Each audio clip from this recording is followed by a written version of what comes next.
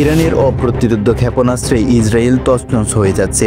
এক মিসাইলে ধ্বংস হচ্ছে আয়রন ডোম, তেল আবিবে জ্বলছে আগুন, হাইফাই জমা হচ্ছে ধ্বংসস্তূপ। ইরানে সরাসরি আক্রমণ করে দখলদার ইসরায়েল আইন ভঙ্গ করে চলছে। এবার এই হামলার পাল্টা জবাব দিতে শুরু করছে ইরান। এতে মধ্যপ্রাচ্যে অস্থিরতা আবার নতুন মাত্রায় পৌঁছেছে, আর ইরানের হামলায় লন্ডভন্ড হয়ে যাচ্ছে ইসরায়েল। কিন্তু কিভাবে হলো? ইরান কিসের শক্তিতে এত ভয়াবহ হামলা চালাচ্ছে? ইসরায়েলের প্রতিরক্ষা ব্যবস্থা কেন ভেঙে পড়ল এভাবে হঠাৎ করে?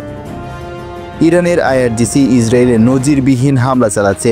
রয়টার্স জানায়, তেল আবিব ও হাইফায় শতাধিক হাইপারসনিক ক্ষেপণাস্ত্র ও ড্রোন আঘাত হানে। ইরানের নতুন খাইবার মিসাইল আয়রন ডোমকে বিকল করে দেয়। তেল আবিবের আকাশে বিস্ফোরণ, পেটা টিকবাই ভবন ধ্বংস হয়ে 8 জনের মতো নিহত হয়েছেন। আইআরজিসি দাবি করে তাদের অত্যাধুনিক ক্ষেপণাস্ত্র তেল আবিবে মোসাদের সদর দপ্তর ও হাইফার তেল শোধনাগার ধ্বংস করেছে। ইরানি মিডিয়া বলছে, আয়রন ডোম হ্যাকের কারণে ইসরায়েলের প্রতিরক্ষা ব্যবস্থা পুরোপুরি ব্যর্থ হয়েছে। হুতি ও হিজবুল্লাহ সমন্বিত হামলা চালাচ্ছে।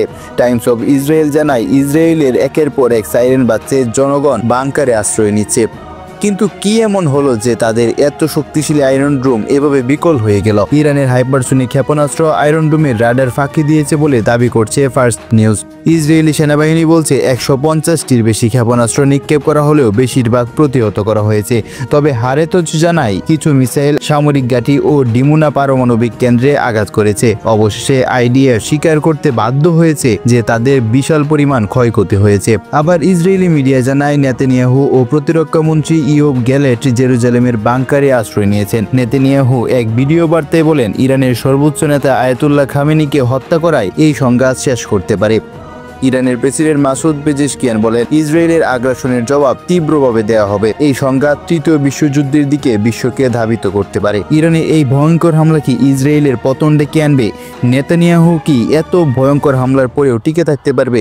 এই ভিডিও শেয়ার করুন এবং আমাদের চ্যানেলটি সাবস্ক্রাইব করতে ভুলবেন না।